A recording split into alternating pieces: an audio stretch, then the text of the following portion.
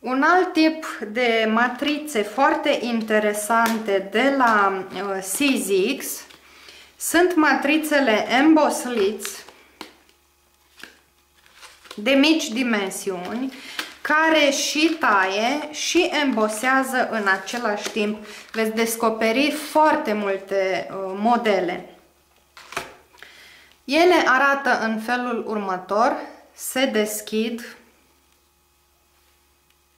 și au o suprafață metalică în interior. Veți observa acest text și obligatoriu trebuie să respectați. Scrie în limba engleză cu această față în jos. Deci, obligatoriu cu această față veți așeza matrița spre placa de bază.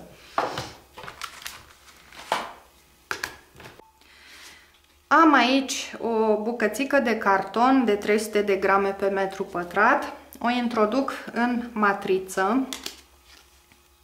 Închid matrița și îmi pregătesc suprafața de lucru.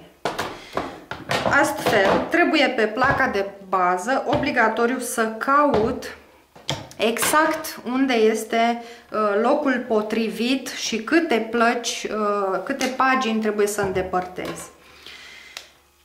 Deci, veți găsi, uitați, embossliți chiar aici. Scris și text și imagine care vă arată matrița deschisă. Deci voi introduce în Big Shot placa de bază cu prima coală deschisă. Așezați coala transparentă. Așezați matrița în care ați introdus hârtia închisă și cu această față în jos. Vă recomand să așezați de asemenea matrița cu balamalele în direcția de rulare și peste ea cealaltă coală transparentă.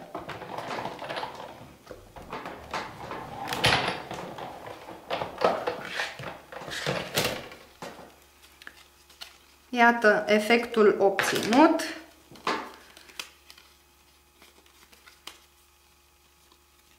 Hârtia se taie și se și embosează în același timp. Aveți două variante, pozitiv sau negativ, de embosare. În engleză se spune emboss or deboss. Embosat sau debosat. Bineînțeles că acest efect poate fi accentuat cu ajutorul unei tușiere, fie direct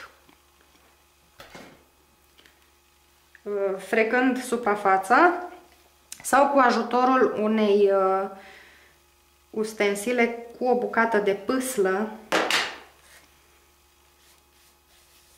care vă dă efect de vechi, de hârtie învechită.